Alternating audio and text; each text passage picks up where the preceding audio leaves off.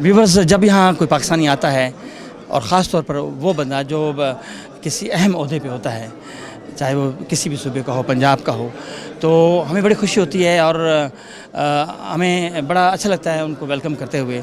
इस वक्त जनाब मलिक साहब हमारे दरमियान मौजूद हैं। मलिक साहब, माशाल्लाह आप इस वक्त पंजाब को जो बहुत बड़ा सूबा है उसको लीड कर रहे हैं, और अभी थोड़े दिनों पहले बजट भी आया है, तो काफ़ी चीज़ें मिक्सअप हो गई हैं। बजट कुछ आप क्या समझते हैं? पंजाब का बजट तो बहुत अच्छा रहा है। बिस्मिल्लाहिर्रहमानिर्रहीम। हमने ये पाकिस्तान में पहली दफ़ा हुआ है कि रियलिटी पे आके हकीकत पर मबनी कोई बजट पेश किया गया है। इससे पहले यही होता था कि मुख्तलिफ मद में एक सब्सिडी के नाम पे करप्शन करने के लिए गेम चक्कर किया जाता था, लेकिन अब रियलिटी पे बिल्कुल ओरिजिनल जो बजट है वो पेश किया गया है। उसमें हमने किसान को सब्सिडी दी है, उसमें हमने गरीब तबका जो मिडिल क्लास तबका है उनकी 10% जो पे है वो एक्सटेंड की है। उसके अलावा हमने हेल्थ कार्ड पे तरजीह दी है। मैं आपको अगर मुख्तसर दो बातों में बताऊं तो हमने लोगों के ऊपर ख़र्च करने की बात की है, लोगों के ऊपर ख़र्च करने का बजट पेश किया है फलाही सूरत में।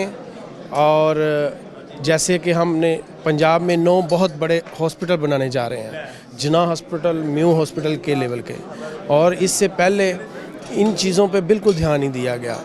कंक्रीट की जो बड़ी बड़ी इमारतें या कंक्रीट की पुलें जो बनाई गई हैं, उनसे जो नौजवान तबका है या जो अखलाकी तौर पे इंसानों को प्रमोट नहीं किया गया, उसमें एक माफिया ने करप्शन करके अपने पेट भरे हैं।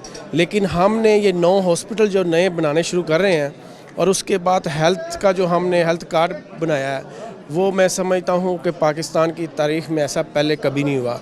यूके और इन ऐसे तरक्की याफ्ता मुल्कों में ऐसे होता है कि आप एक फैमिली को 7 लाख रुपए का कार्ड देंगे, वो अपनी मर्ज़ी से अपनी मर्ज़ी के डॉक्टर के पास, अच्छे से अच्छे डॉक्टर के पास जाके अपनी फैमिली का इलाज करवा सकता है। और उससे क्या होगा कि महरूमियाँ जो हैं वो ख़त्म होंगी, और महरूमियाँ ख़त्म होंगी जब, तो ऑटोमेटिकली निचला तबका जो ऊपर के ऊपर आएगा।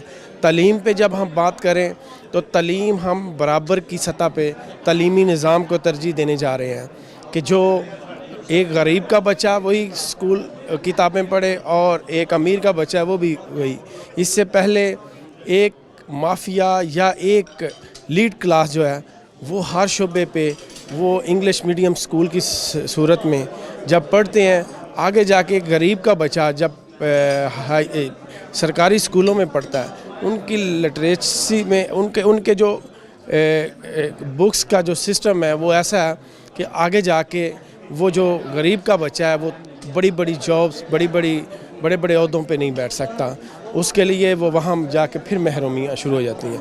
लेकिन हमने इस चीज़ को भी ख़त्म करना है, और इमरान खान के विज़न के मुताबिक सरदार उस्मान बुज़दार भी काम कर रहे हैं, और हम उनकी टीम बन के उनके साथ अपने काम को सर अंजाम दे रहे हैं।